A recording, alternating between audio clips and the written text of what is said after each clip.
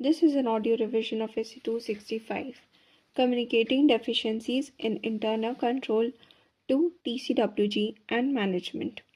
ठीक है, दिस हिस्से ये ऐसे किस चीज़ से डील करता है, ऑडिटर की रिस्पॉन्सिबिलिटी से कि उसको TCWG और मैनेजमेंट को कम्युनिकेट करना है अबाउट इंटरनल कंट्रोल की डेफिशिएंसी जो कि ऑडिटर ने आइडेंटिफाई की है in audit of financial statement.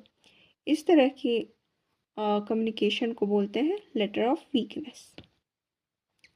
Now auditor shall identify deficiencies in internal control and determine whether they are significant deficiencies. He shall communicate in writing significant deficiencies on a timely basis to TCWG। ठीक है, ये MCQ के लिए आ सकते हैं कि कब करना चाहिए, सो उसे टाइमली बेसिस पे करना चाहिए कम्युनिकेट।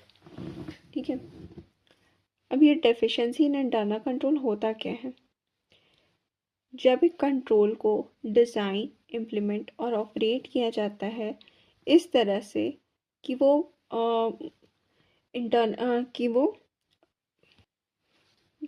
फाइनेंशियल स्टेटमेंट के मिसस्टेटमेंट्स को प्रिवेंट, डिटेक्ट और करेक्ट नहीं कर पा रहा हो या फिर मिसिंग हो, तब ये होता है deficiency in internal control.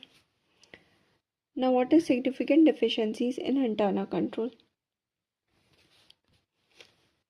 This means deficiency in internal control जो कि सफिशिएंट इम्पोर्टेंस रखता है ऑडिटर की जजमेंट में to merit attention to of TCWG। Auditor की जजमेंट में जो सबसे ज़्यादा इम्पोर्टेंस रखता है वो है significant deficiency in internal control.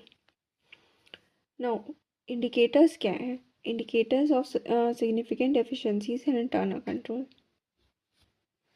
First हो गया absence of risk assessment process within the entity में रिस्क असेसमेंट करने का प्रोसेस ही एब्सेंट है।